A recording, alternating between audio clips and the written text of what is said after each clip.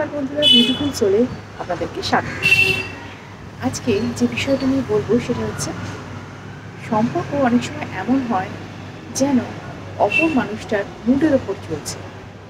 মানে ধরুন অনেক দিন ধরে আপনাদের সম্পর্কটা চলছে, কিন্তু মাঝে মধ্যে এমন হয় যে সে যেন সম্পর্কে নেই।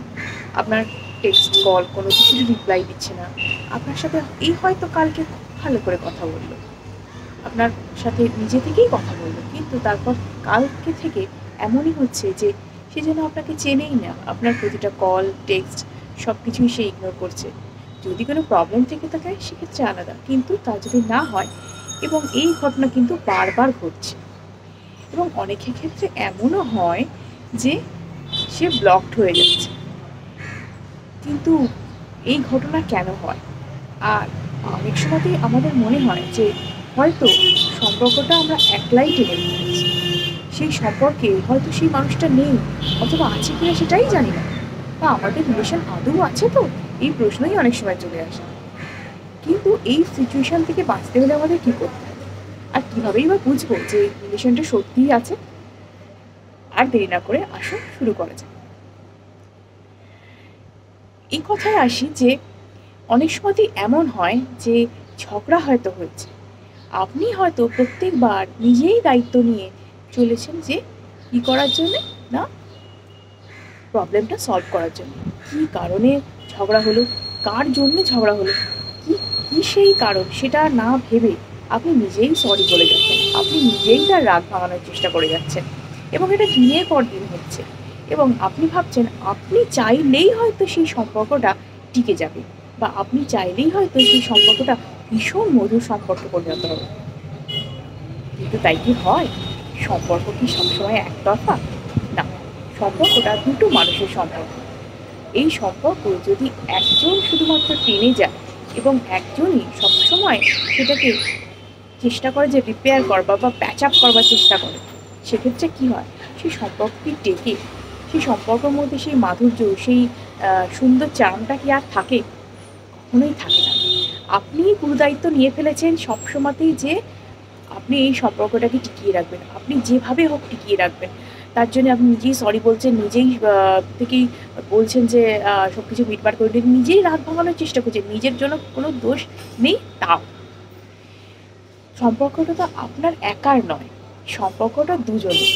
এক্ষেত্রে কিন্তু দুজনকেই বুঝতে হবে যে এই সম্পর্কটা তাদেরকে ধরে রাখতে গেলে কী করতে হবে। সুতরাং আপনি নিজের কাঁধেই গুরুদায়িত্ব নিয়ে নিলেই চলবে না। এটা গেল প্রথম কথা।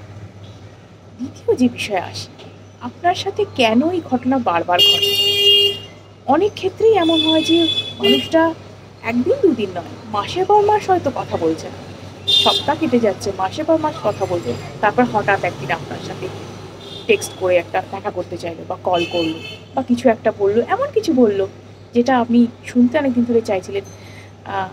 আপনি সেটা ইমোশনাল হয়ে পড়লেন, আপনি আবার দেখা করে যোগাযোগ করতে শুরু করলেন, তারপর আপনার সাথে আবার সেই একই ঘটনা ঘটছে, মানে সেই কথা না বলা, সেই ইগনোর করা, সব কিছু।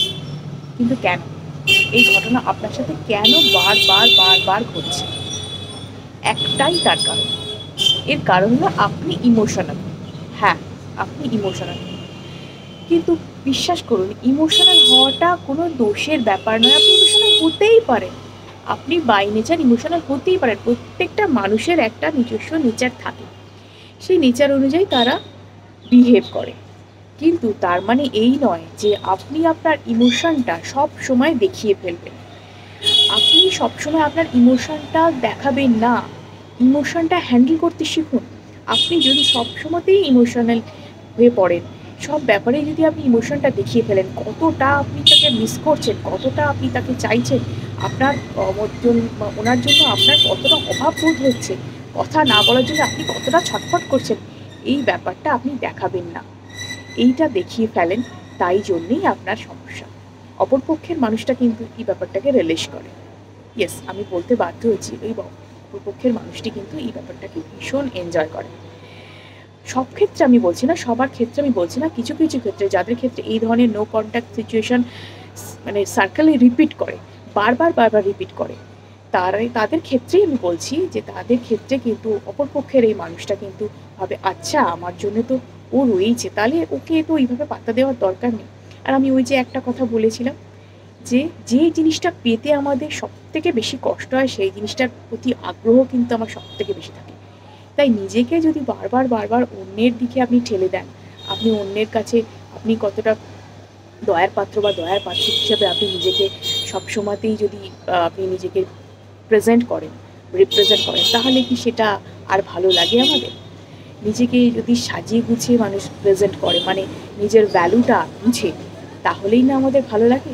আপনি ইমোশনটা হ্যান্ডেল করার চেষ্টা করুন, আপনি আপনার ইমোশনটা দেখাবেন না, ইমোশনটা হাইড করার চেষ্টা করুন এবং এর জন্য মেডিটেশন করুন, কোনো কোনো প্রেয়ার করুন। আরও অনেক ধরনের মেডিটেশন আছে, গাইডেড মেডিটেশন, যেগুলো আমি আমার চ্যানেলে নিয়ে আসবো। কী করে ইমোশনকে হ্যান্ডেল করতে হয় আমি বলবো। এবং আপনি যতটা আপনি মানে ভেতরে ভেতরে কষ্ট পাচ্ছেন সেটা আপনি দেখানোটা অবশ্যই বন্ধ করুন। গন্ডগোল হলে আমরা চেষ্টা করি সমস্ত কিছু কথা বলে মিটমাট করে নেওয়ার, কিন্তু আপনি শুধুমাত্র এই সম্পর্কটাকে টিকিয়ে রাখার জন্য নিজেই টেক্সট করছেন, কল করছেন, তাকে মানাবার চেষ্টা করছেন, এটা কিন্তু ঠিক না। আপনি অপরপক্ষের মানুষটাকে রিয়েলাইজ করতে দিন যে ভুলটা কার। যদি আপনার ভুল থাকে অবশ্যই আপনি সেটা রিয়েলাইজ করলেন, আপনি সেটা ভুল বোঝাবুঝি মিটিয়ে নিতে চাইলেন, ঠিক আছে, সরি বললেন, সমস্ত কিছু করলেন। কিন্তু তা যদি না থাকে, আপনার যদি কোনো ভুল থেকে না থাকে, দোষ ত্রুটি কিছু কিছু না থেকে থাকে, তাহলে আপনি কাজ করবেন না বারবার। তাতে আপনি যেটা করছেন, আপনি বারবার সরি বলছেন, আপনি বারবার প্যাচ আপ করছেন, আপনার ভুল না থাকলেও আপনি সরি বলে ব্যাপারটাকে মেটাবার চেষ্টা করছেন। আপনি যেটা করছেন সেই মানুষটার ইগোটাকে আপনি বুস্ট করে দিচ্ছেন, আপনি ওনাকে ভাবতে সুযোগ দিচ্ছেন আমার মানে ওনার ভ্যালুটা কত। আপনি সেক্ষেত্রে যে ভ্যালুলেস হয়ে পড়ছেন ওনার কাছে, সেটা আপনি কিন্তু বুঝতেও চাইছেন না। আপনি কিন্তু নিজের গুরুত্ব নিজেই কমিয়ে ফেলছেন এবং ওনার গুরুত্বটা এতটা বাড়িয়ে ফেলছেন যে ওনার ইগোটা বুস্ট হতে হতে বিশাল করে চলে যাচ্ছে এবং উনি ঠিক ভুলের জ্ঞান আর করতে পারছেন না। আপনাকে বারবার কষ্ট দিয়ে চলেছেন, আপনি কষ্ট পেয়েই চলেছেন এবং চেষ্টা করে চলেছেন যাতে সম্পর্কটাকে কোনোভাবে টিকিয়ে রাখা যায়। তো না, এভাবে বারবার বারবার হতে পারে না। তাই আপনি যেটা করবেন, এই মুহূর্তে নিজেকে রিল্যাক্স রাখার চেষ্টা করুন। আপনি কল, টেক্সট, মেসেজ কিছুই এই মুহূর্তে আর করবেন না। আপনি চেষ্টা করুন রিল্যাক্স থাকার, নিজের কাজে বিজি থাকার। সেই সমস্ত কাজ, যে সমস্ত কাজ এই মানুষটির জন্য আপনি পুরো জলাঞ্জলি দিয়ে ফেলেছেন, আপনার ফ্রেন্ড সার্কেল, আপনার হয়তো যে সমস্ত ভালো লাগার কাজ, যে সমস্ত হবিজ বা বাবা মার সাথে সময় কাটানো, সমস্ত কিছু আপনি পুরো জলাঞ্জলি দিয়ে ফেলেছেন। আপনার সমস্ত কিছু কাজ যেগুলো শিডিউল থাকতো সেগুলো সব জলাঞ্জলি দিয়ে ফেলেছেন এই মানুষটির জন্য। সেগুলো আবার নতুন করে করার চেষ্টা করুন, নিজের বিজি লাইফের মধ্যে আবার ফিরে আসুন, নিজেকে ভালো রাখার চেষ্টা করুন, ভালোবাসুন। দেখবেন আস্তে আস্তে দেখবেন ওই মানুষটারও কিছুদিন বাদে আপনি যখনই এই কল টেক্সট করা বন্ধ করে দিচ্ছেন, পোস্ট করা বন্ধ করে দিচ্ছেন, তখন মানুষটা নড়ে চড়ে বসবে যে কী ব্যাপার হলো, ওই দিকের মানুষটা কেন আর আমাকে এভাবে আগের মতন জোরাজুরি করছে না। দেখবেন আপনার কাছে ঠিক ফিরবে। আর আপনি এই ব্যাপারটা রিয়েলাইজ করতে পারলেই কিন্তু আপনারই লাভ। এরপরে যে কথাটা আমি বলবো সেটা হচ্ছে যে যদি যেটা বলবো, নিজের ইমোশনটাকে অবশ্যই হ্যান্ডেল করার চেষ্টা করুন। এই সম্পর্কে আমার ভিডিও অবশ্যই আসবে যে কীভাবে কী করবেন না করবেন, কীভাবে নিজের ইমোশনকে হ্যান্ডেল করবেন। এবং এই ইমোশনকে হ্যান্ডেল করা শুধুমাত্র লাভ রিলেশনশিপের ক্ষেত্রে নয়, জীবনের প্রত্যেকটা অ্যাসপেক্টের ক্ষেত্রে আমাদের ক্ষেত্রে খুব গুরুত্বপূর্ণ যে আমরা যেভাবে ইমোশনটাকে হ্যান্ডেল করতে পারবো সেভাবেই কিন্তু আমাদের জীবন চলবে। খুব বেশি ইমোশনাল হয়ে পড়বে, খুব বেশি লোককে ইমোশনটা দেখিয়ে ফেললে কিন্তু নিজেরই প্রবলেম। কারণ আমরা অবশ্যই জানি যে বিড়াল কিন্তু নরম মাটিতেই আছড়ায়, তাই না? আর একটা কথা, যদি সেই মানুষটা আপনাকে সত্যিই ভালোবেসে থাকে, সত্যিই যদি আপনার মনে মানে তার মনে আপনার জন্য কোনো ফিলিংস থেকে থাকে, সে নিশ্চয়ই রিয়েলাইজ করবে, নিশ্চয়ই আপনার কাছে ফিরবে। একটা সময় সে তার মনে হবেই কিছুদিনের মধ্যে যে আচ্ছা ওই মানুষটা, আমার তো ভুল ছিল, ওই মানুষটার তো ছিল না, তাহলে তার কাছে এবার ফেরা যাক, বা তার আপনার প্রতি যে টানটা সেটা নিশ্চয়ই অনুভব করবে। তাই আমি বলবো, যদি আপনি বুঝে থাকেন যে ওই মানুষটা আপনাকে সত্যিই ভালোবাসে, অন্ধ ভালোবাসার কথা বলছি না, ওয়ান সাইডেড লাভের কথা বলছি না, কিন্তু আপনি ভালোবাসেন, উনি ভালোবাসেন না, আপনি ওনার পেছনে মরিচিকার মতন ছুটে চলেছেন, ভাবছেন কোনো একদিন সম্পর্কটা আপনাদের ঠিক হয়ে যাবে, এরকম রিলেশনশিপের কথা বলছি না। আমি বলছি সেই সমস্ত রিলেশনশিপের কথা যার মধ্যে বন্ডিংটা খুব ভালো ছিল, হঠাৎ করে নষ্ট হয়ে গেছে, বা কিছু বা কোনো একটা ভুলবশত কোনো কারণে হয়ে গেছে, বা আপনি বুঝতে পারেন যে ওই মানুষটা আপনাকে ভালোবাসে, অথচ এই ধরনের ইগনোরেন্স আপনাকে সহ্য করতে হয়। সেক্ষেত্রেই আমি বলছি যে তাদের কথাই বলছি যে আপনি যদি রিয়েলাইজ করেন যে সে আপনাকে ভালোবাসে, সেও একদিন রিয়েলাইজ করবে যে সে ভালোবাসে আপনাকে এবং আপনার কাছে তার ফেরাটা খুব খুব দরকার। আপনাকে আপনাকে প্রয়োজন, আপনার কাছে ফেরাটা দরকার। আপনি তাকে ভালোবাসেন এবং সেও আপনাকে ভালোবাসে, এটা সে রিয়েলাইজ করবেই। আজকের মতো এটুকুই, আসি, ধন্যবাদ। যদি ভিডিও ভালো লেগে থাকে তাহলে লাইক, শেয়ার এবং সাবস্ক্রাইব করুন এবং কমেন্টে জানান আর কী ধরনের ভিডিও আপনাদের ভালো লাগবে। তো আজকের মতো এটুকুই।